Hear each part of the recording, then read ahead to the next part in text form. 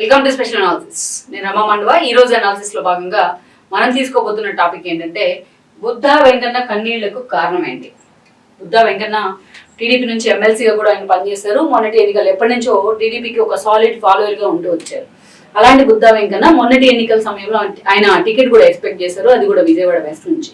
కానీ ఆ టికెట్ అయితే ఆయనకు దక్కలేదు. అనేక రకాలుగా ఆయన ఆ టికెట్ కోసం ఎఫర్ట్ పెట్టే ప్రయత్నం చేశారు, ఆ టికెట్ దక్కలేదు. అదేవిధంగా మనం చూసినట్టయితే ఎన్నో రకాలుగా విజయవాడలో టీడీపీ నేతలు కొంతమంది ఆ పార్టీని వీడి ఆ పార్టీ మీద ఎలిగేషన్స్ చేసిన సమయంలో కూడా బుద్ధా వెంకన్న ఆ పార్టీ తరఫున అటు పార్టీ వాయిస్ వినిపిస్తూనే చంద్రబాబు నాయుడు మీద తనకున్న ప్రేమను ఎప్పుడు కూడా ప్రదర్శిస్తూనే వచ్చారు. ఈ వీడియో మీకు నచ్చినట్లయితే please share, like and subscribe R24 Telugu. కొన్నిసార్లు ఆయన యాటిట్యూడ్ కి సంబంధించి విమర్శలు వచ్చినప్పటికీ కూడా బుద్ధా వెంకన్న మాత్రం అదే గ్రాటిట్యూడ్ తో పార్టీ కోసం పనిచేశారు. అలాంటి బుద్ధా వెంకన్న ఈ రోజు కన్నీళ్లు పెట్టుకున్నారు. పార్టీ అధికారంలో ఉంది, ఒకవైపు ఆల్రెడీ కూటమి ప్రభుత్వం ఒక భారీ మెజారిటీతోనే అధికారంలోకి వచ్చుంటే ఈ రోజు బుద్ధా వెంకన్న లాంటి ఒక సాలిడ్ కార్యకర్త కన్నీళ్లు పెట్టుకుంటూ ఉన్నారు. అయితే బుద్ధా వెంకన్న లాంటి కార్యకర్త ఎందుకు కన్నీళ్లు పెట్టుకున్నారు? ఎన్నికలకు ముందు రక్తంతో చంద్రబాబు నాయుడికి లేఖ రాసి తన అభిమానాన్ని చాటుకున్న అది అత్యుత్సాహంతో చేసిన పని అందరూ విమర్శించినా, బట్ బుద్ధా వెంకన్న ఏది చేసినా ఎప్పుడు కూడా సపరేట్ స్టైల్లోనే చేస్తారు. సో అలాంటి బుద్ధా వెంకన్న ఈ రోజు ఎందుకు కన్నీళ్లు పెట్టుకున్నారు అనేది చాలా మంది టీడీపీ అభిమానులకు అర్థం కాని విషయం.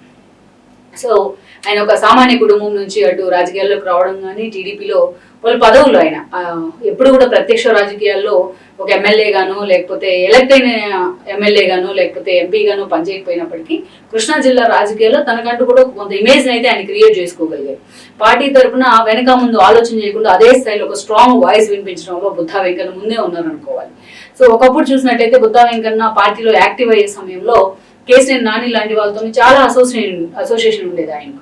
అప్పుడు ఎవరైతే ఆర్టీసీ చైర్మన్ సుబ్రహ్మణ్యంతో కేసీఆర్ నానికి గొడవైన సమయంలో కూడా ఆయన వెన్నంటి ఉండే ప్రయత్నమే చేశారు బుద్ధా వెంకన్న. ఆ తర్వాత రోజుల్లో నానితో పూర్తిగా ఆయన డిఫర్ అవుతూ వచ్చారు. ఎప్పుడైతే నాని చంద్రబాబు నాయుడు అంటే టీం మీద డిఫరెన్సెస్ తో ఆయన తిరగబడుతూ వచ్చారో అప్పటి నుంచి కూడా బుద్ధా వెంకన్న కొడాలి ఏదైతే కేసీఆర్ నాని నుంచి పక్కకు రావడం జరిగింది.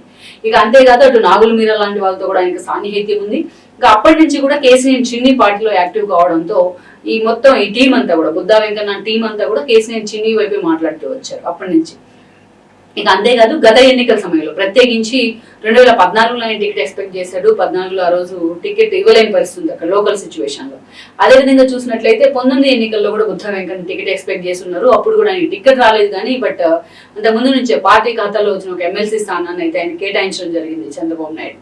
ఇక తర్వాత చూస్తే పార్టీ ప్రతిపక్షంలో ఉన్న సమయంలో 2019 నుంచి అదేవిధంగా 2024 వరకు అనేక ఇష్యూల్లో బుద్ధా వెంకన్న ఎప్పుడు వార్తల్లో నిలుస్తూ వచ్చారు. ప్రత్యేకించి కృష్ణా జిల్లా కమ్మనేతలు, వైసీపీ కమ్మనేతలు ఎవరైతే ఉన్నారో, ఒక వంశీ కావచ్చు, ఒక నాని కావచ్చు, ఒక అవినాష్ కావచ్చు, ఇలాంటి వాళ్ళు ఎప్పుడు పార్టీ మీద దాడి చేసే ప్రయత్నం చేసినా, పార్టీ అధినేతను కానీ లోకేష్ను కానీ అనేక సార్లు విమర్శించే ప్రయత్నం చేసినా, ఆయన రెస్క్యూకి రావడంలో, పార్టీ రెస్క్యూకి రావడంలో కూడా బుద్ధా వెంకన్న లాంటి వాళ్ళు ముందే ఉండేవాళ్ళు. ఎప్పుడు ప్రెస్ మీట్స్ కే బుద్ధా వెంకన్న ప్రాధాన్యత ఇస్తారు అనే టాక్ ఉన్నప్పటికీ దాన్ని పటాపంచలు చేస్తూ కూడా ఆయన చాలా సందర్భాల్లో వార్తల్లోకి ఎక్కిన ఇష్యూ కూడా ఉంది.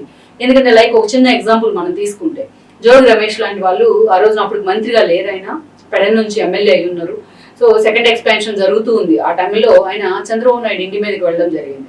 ఆయన ప్రొటెస్ట్ కి తన కార్యకర్తలు మద్దతుగా రోడ్డు మీదకి రావాలనుకుంటే ఆయన గృహ నిర్బంధం చేశారు పోలీసులు. ఆయన ఇంటికి తాళ్ళు కూడా కట్టేశారు, కరకట్ట మీద ఉన్న ఇంటికి. ఆ సమయంలో బుద్ధా వెంకన్న తన అనుచరులతో పాటు వెళ్లి చంద్రబాబు నాయుడు మీద దాడికి కూడా ప్రయత్నించారు. సో అప్పుడు అక్కడ ఉన్న ప్రత్యక్ష సాక్షులు కూడా చాలా మంది ఇప్పుడు మాట్లాడుతున్నారు ఆ రోజు ఏం జరిగింది అనేది. ఎవరో ఒకరు టీడీపీ కార్యకర్తను చంపేస్తే చంద్రబాబు నాయుడు బయటికి రారు, ఎలా వస్తారో చూద్దాం అంటూ కూడా చాలా హడావిడి చేశారు జోగి రమేష్.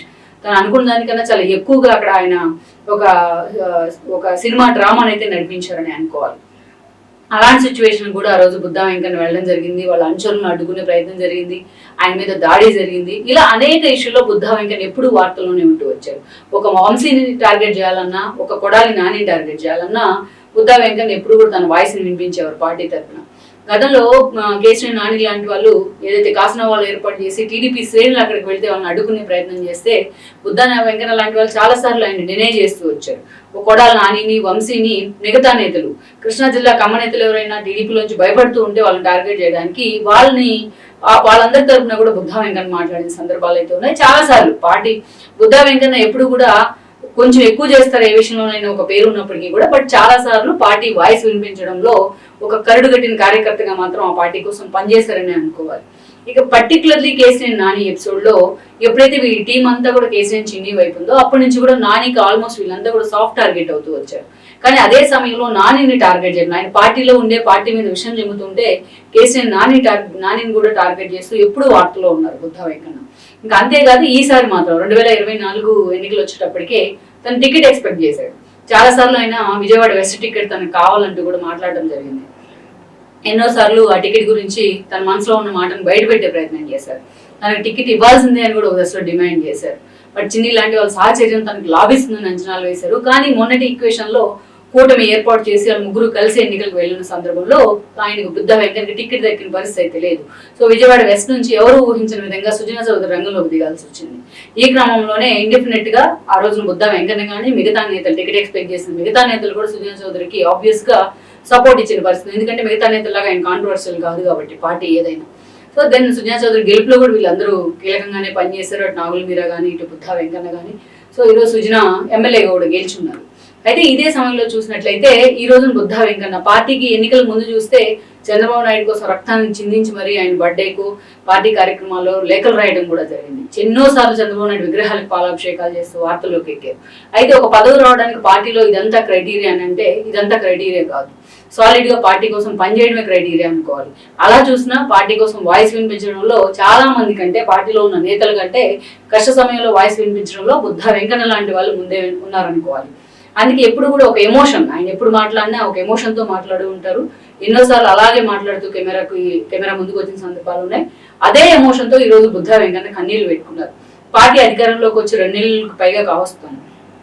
అయితే పదవుల విషయంలో కావచ్చు, మిగతా విషయంలో కావచ్చు, తనను నమ్ముకున్న వాళ్ళకి నేను న్యాయం చేయలేకపోతున్నాను అంటే కూడా బుద్ధ మాట్లాడారు.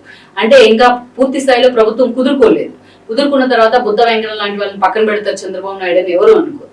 అయితే బుద్ధ వెంకన్న మాత్రం తనకి ఏదో ఒక పదవి నామినేట్ పోస్ట్ విషయంలోనూ కీలక పదవి ఇచ్చినట్లయితే ఆయన అనుకున్న ఆస్పిరేషన్స్ ఫుల్ఫిల్ అయ్యే అవకాశం ఉంటుంది. ఎట్ ద సేమ్ టైం మనం చూసినట్లయితే తను నమ్ముకున్న కార్యకర్తలకు నేను ఎమ్మెల్యే అయ్యి ఉంటే నా పనులు సులువుగా అయ్యి ఉండేవి, బట్ ఎమ్మెల్యే కాకపోవడం వల్ల తను నమ్ముకున్న వాళ్ళకి నేనేమీ చేయలేకపోతున్నాను అంటూ కూడా ఆయన కన్నీళ్లు పెట్టుకున్న పరిస్థితి ఉంది. సో ఇదే ఈ రోజు బుద్ధ వెంకన్న లాంటి ఒక హార్డ్ కోర్ కార్యకర్తకి వైసీపీ నుంచి తీసుకొచ్చిన నేతలకు ఎలాగైతే మంత్రి పదవులు లాంటి పదవులు దక్కుతూ వచ్చాయో టీడీపీలో, అలా బుద్ధ వెంకన్న లాంటి కార్యకర్తకు కూడా ఒక సాలిడ్ కార్యకర్త ఆయన ఎమ్మెల్సీ కంటే పార్టీ నేత కంటే ముందు అలాంటి నేతకు కూడా ఏదో ఒక పదవిని అలాట్ చేస్తే బాగుంటుంది అనేది కొంతమంది టీడీపీ అభిమానులు చెప్తున్న ప్రశ్న. మొత్తానికైతే బుద్ధ వెంకన్న కన్నీళ్లకి చంద్రబాబు నాయుడు ఎంతవరకు కలుగుతారు, పార్టీ నుంచి ఎంతవరకు ఆయనకు వైబిలిటీ ఉంటుంది పదవుల విషయంలో అన్నది మనం చూడాల్సి ఉంది.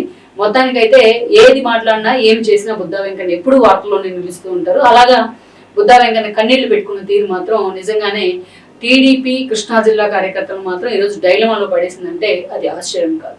ఈ వీడియో మీకు నచ్చినట్లయితే please share, like and subscribe R24 Telugu.